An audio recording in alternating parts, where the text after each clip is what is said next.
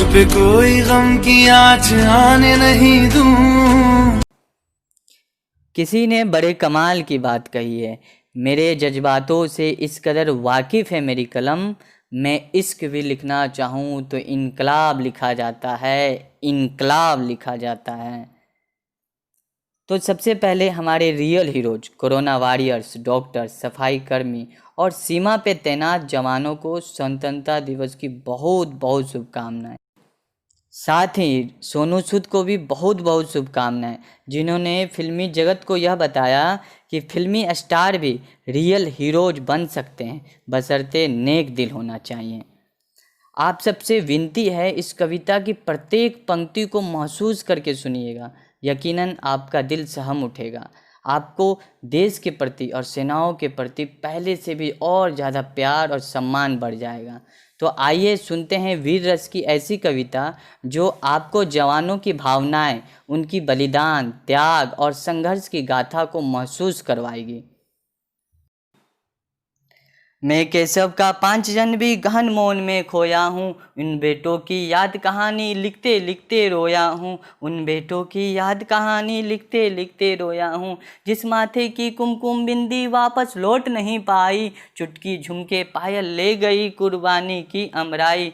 कुछ बहनों की राखी जल गई है बर्फीली घाटी में, वेदी के गठबंधन मिल गए हैं करगिल की माटी में। पर्वत पर कितने सिंदूरी सपने दफन हुए होंगे, 20 बसंतों के मधुमासी जीवन हरण हुए होंगे।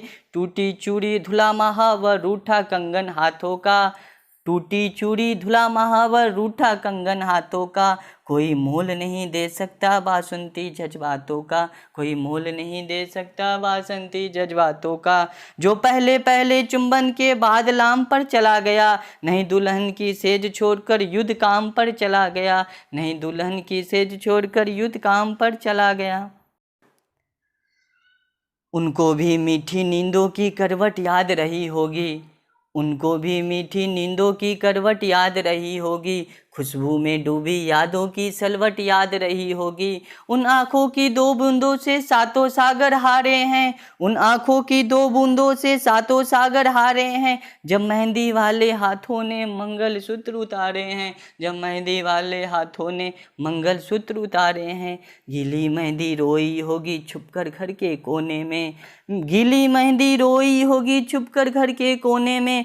ताजा काजल छूटा होगा चुपके चुपके रोने में, ताजा काजल छूटा होगा चुपके चुपके रोने में। जब बेटे की अर्थी आई होगी सुने आंगन में, शायद दूध उतर आया हो बूढ़ी माँ के दामन में, शायद दूध उतर आया हो बूढ़ी माँ के दामन में।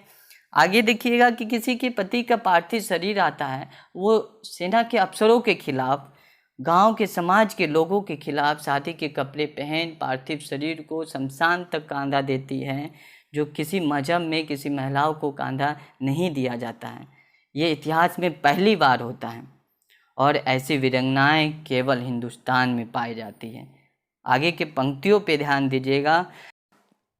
वो विधवा पूरी दुनिया का बोझा सर ले सकती है, वो विधवा पूरी दुनिया का बोझा सर ले सकती है, जो अपने पति की अर्थी को भी कंधा दे सकती है। मैं ऐसी हर देवी के चरणों में शीश झुकाता हूँ, इसलिए मैं कविता को हथियार बनाकर गाता हूँ, इसलिए मैं कविता को हथियार बनाकर गाता हूँ।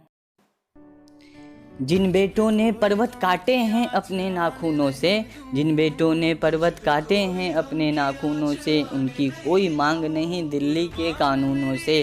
सेना मर मर कर पाती है दिल्ली सब खो देती है, सेना मर मर कर पाती है दिल्ली सब खो देती है। और शहीदों